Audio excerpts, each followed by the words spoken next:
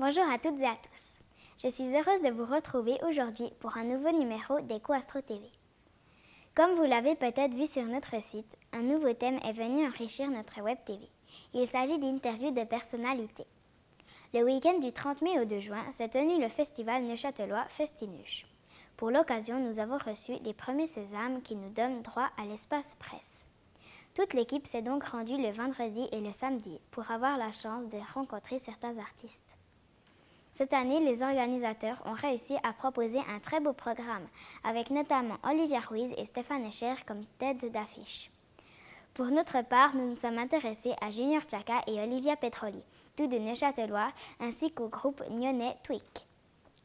Nous sommes également allés à la rencontre de Joël et Lauriane, les deux responsables du développement durable du festival.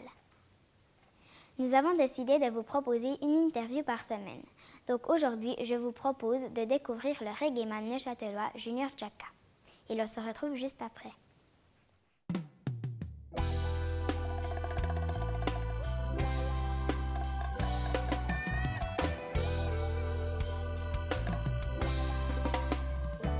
Comme un oiseau dans les airs, comme une bouteille à la mer, j'envoie du son au-delà des frontières. Comme un oiseau dans les airs, comme une bouteille à la mer, les mélodies n'ont pas d'itinéraire. Comme un oiseau dans les airs, comme une bouteille à la mer, j'envoie du son au-delà des frontières. Comme un oiseau dans les airs, comme une bouteille à la mer, les mélodies n'ont pas d'itinéraire. Junior Chaka, bonjour. Bonjour. Merci beaucoup d'avoir accepté de nous recevoir. Merci pour l'invitation. Vous êtes un des rares chanteurs neuchâtelois à avoir percé dans le milieu de la chanson. Pouvez-vous nous dire comment tout a commencé pour vous ? Ça a commencé à votre âge, j'imagine, par des petits cours de guitare, de flûte et tout ça. Donc je me suis mis assez vite dans la musique quand j'étais très jeune. Et puis petit à petit, on a formé un groupe de musique avec les copains, avec le grand frère, et on a commencé à trouver un local de répétition pour faire nos petites répètes. Et puis voilà, on rêvait d'un jour faire des concerts. Et puis on a commencé, on a travaillé, jusqu'à ce qu'un jour on commence à réussir à jouer les morceaux des gens qu'on admire et tout ça. Et puis on a continué de travailler jusqu'à ce qu'un jour on se mette à composer nous-mêmes et qu'on soit prêt à pouvoir faire ça en public. Quelles sont les difficultés qu'un artiste suisse rencontre quand il veut se lancer dans la chanson ? Alors, il y a beaucoup de difficultés parce qu'en Suisse, c'est difficile de vivre de son art. Donc c'est un pays qui soutient les artistes d'une certaine manière, mais ce n'est pas un pays qui permet à beaucoup d'artistes de sortir et à beaucoup d'artistes de vraiment trouver les moyens et le temps pour pouvoir vraiment bien travailler. Donc il y a beaucoup d'obstacles, il faut être très très passionné. Je pense que ça, vous savez ce que c'est. Il faut travailler beaucoup, il ne faut pas compter. Et puis il faut avoir un petit peu de chance aussi.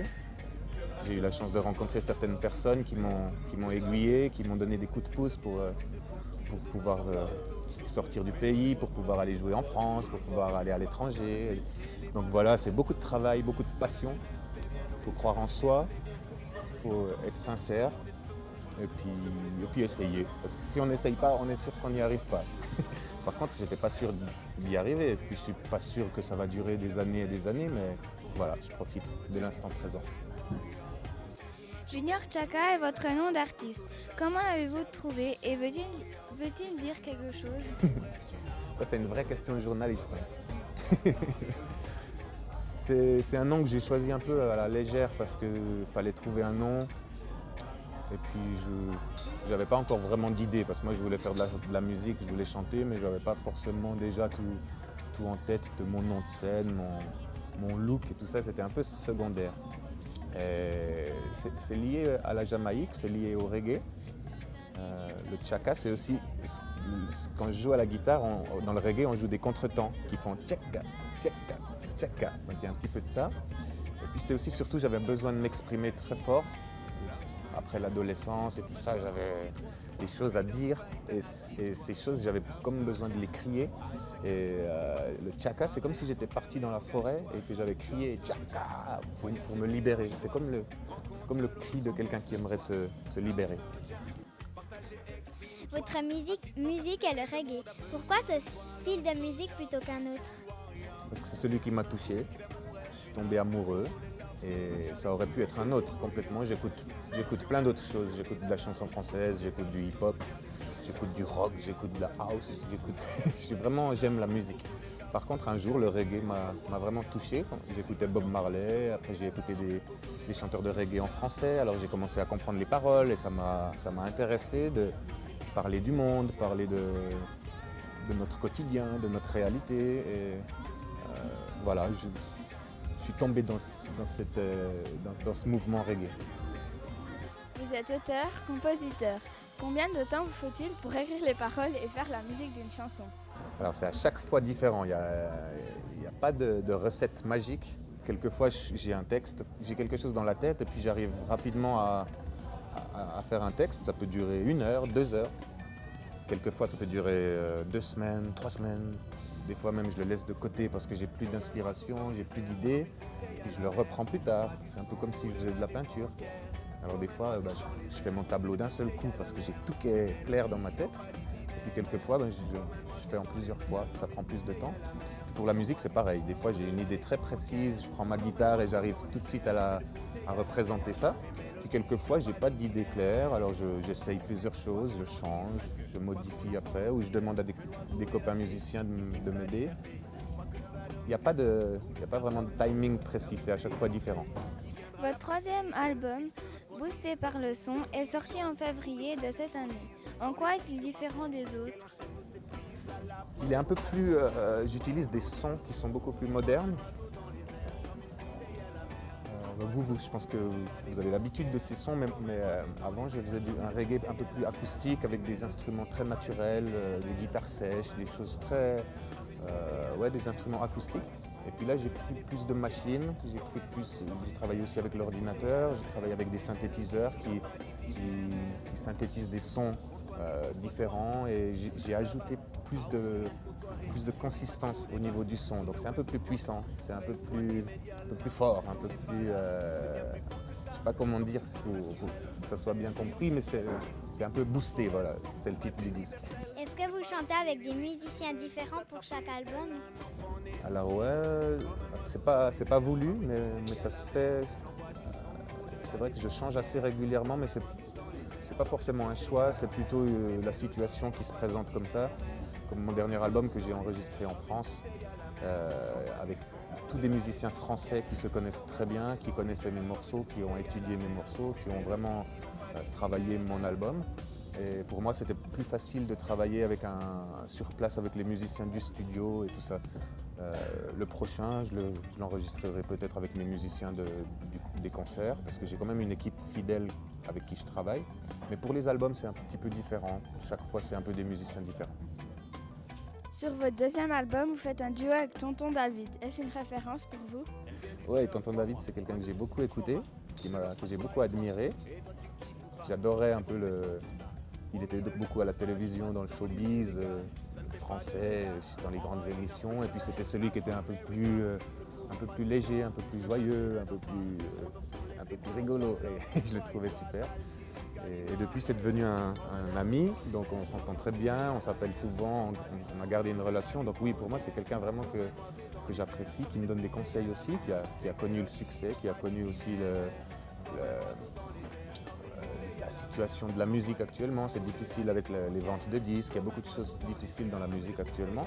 Et c'est important pour nous les petits, ceux qui arrivent, d'avoir des conseils des grands frères qui sont là depuis longtemps. Et lui, il connaît bien tout ça. Est-ce qu'il y a quelqu'un en particulier avec qui vous aimeriez absolument faire un duo? Ouais, il y en a beaucoup. Il y a beaucoup d'artistes que j'admire. J'aimerais même faire des duos avec des artistes qui ne sont pas du tout dans le reggae, qui sont complètement dans un autre milieu. Sinon, dans le reggae, c'est Tikenja Fakoly, qui est quelqu'un que j'ai rencontré il y a longtemps, avec qui je garde une bonne relation. Et un jour, je pense que ça va se concrétiser. On aura le temps et l'occasion de se voir en studio pour faire quelque chose. Donc je dirais Tikenja Fakoly. Et sinon, pourquoi pas vraiment quelqu'un de la chanson française, quelqu'un du rap. Ou vraiment, j'aimerais aussi mélanger les styles. J'adore métisser. En 2009, vous êtes le vainqueur de European Reggae Contest. Que vous a apporté ce prix? Ça m'a apporté beaucoup de reconnaissance déjà, même ici en Suisse où le fait que j'ai gagné ce concours à l'étranger, ça m'a donné de la reconnaissance chez moi. Ça m'a ouvert plein de portes pour des festivals, pour des concerts. Depuis, on a beaucoup joué grâce à ça. Et puis on a joué en Chine dernièrement et c'était le 19e pays en 4-5 ans. Donc c'est grâce à ce concours qu'on a pu aller dans tous ces pays. Et vraiment, c'est une chance. En plus de gagner ce prix, vous avez été le premier chanteur de reggae à se produire en Iran. Comment est le public iranien? Alors, le public iranien, je ne sais pas parce que j'ai fait 2 concerts, donc je peux juger ces 2 situations-là. Je ne me permettrai pas de généraliser, mais ce que j'ai vécu là, c'était très, très, très, très fort parce que l'Iran, c'est un pays qui a très peu de liberté. C'est un pays où les femmes, d'ailleurs, sont très... faut utiliser les bons termes, elles ont peu de liberté, elles doivent se couvrir, elles doivent se voiler, elles n'osent pas aller dans certains endroits. Pour les garçons, c'est un peu plus libre, mais c'est aussi beaucoup surveillé. C'est un pays qui est en manque de liberté. Et moi, comme je chante la liberté, comme je chante une musique qui prône la liberté, le plaisir et tout ça, je me demandais un peu comment ça allait être abordé par un public d'un pays comme ça. Et en fait, j'ai réalisé que tous les humains aiment la liberté et que tous les humains sont attirés par cette liberté. Et surtout les gens qui vivent dans des pays qui n'en ont pas beaucoup. Donc ça s'est vraiment super bien passé et j'ai pu vivre des bons moments où justement les Iraniens se sont offerts un petit peu de liberté. Vous avez chanté dans plus de 17 pays.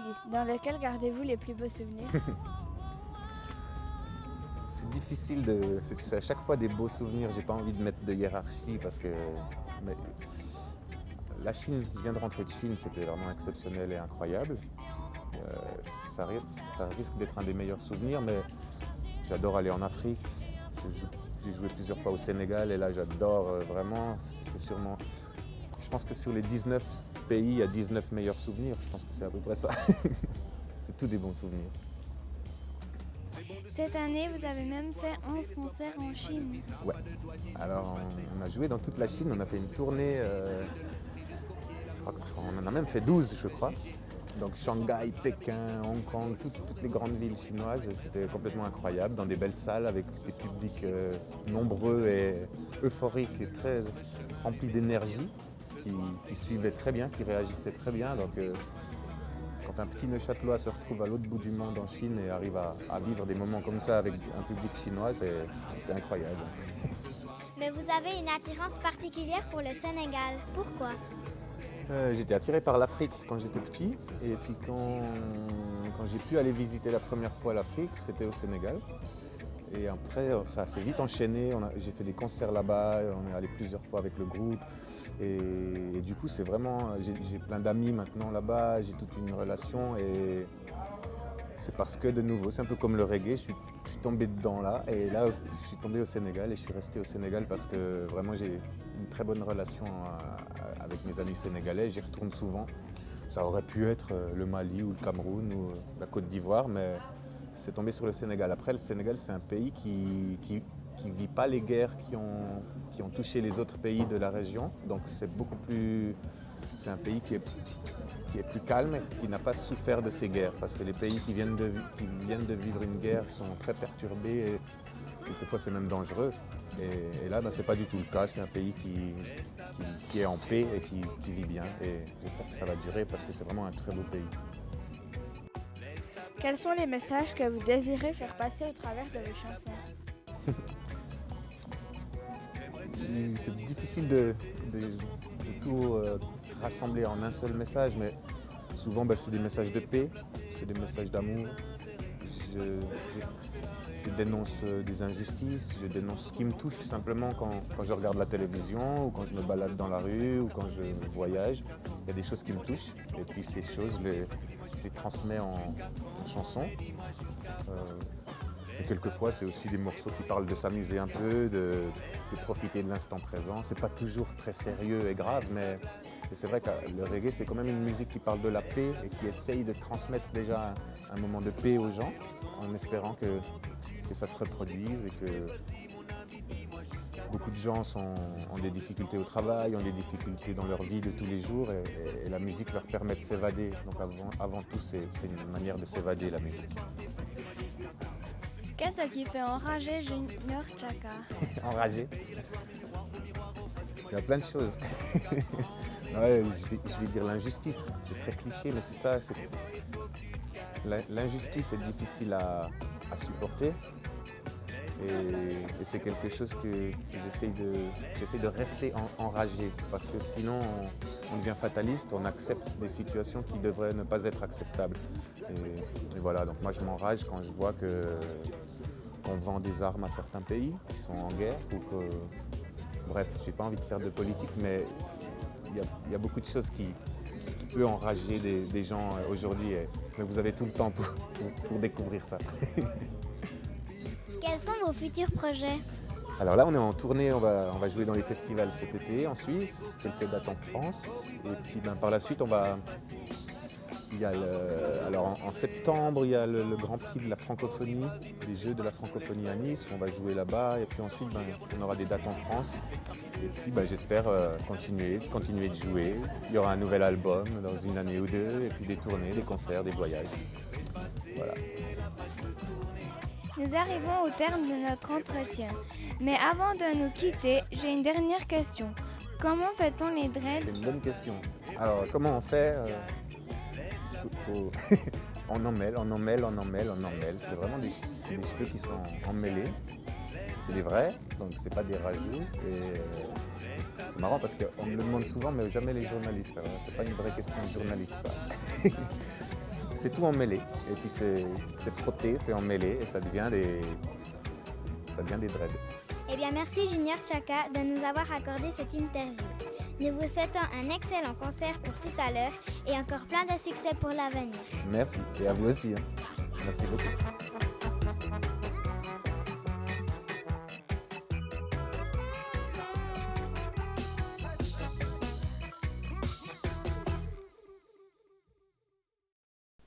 Voilà, j'espère que vous avez eu du plaisir à regarder cette interview.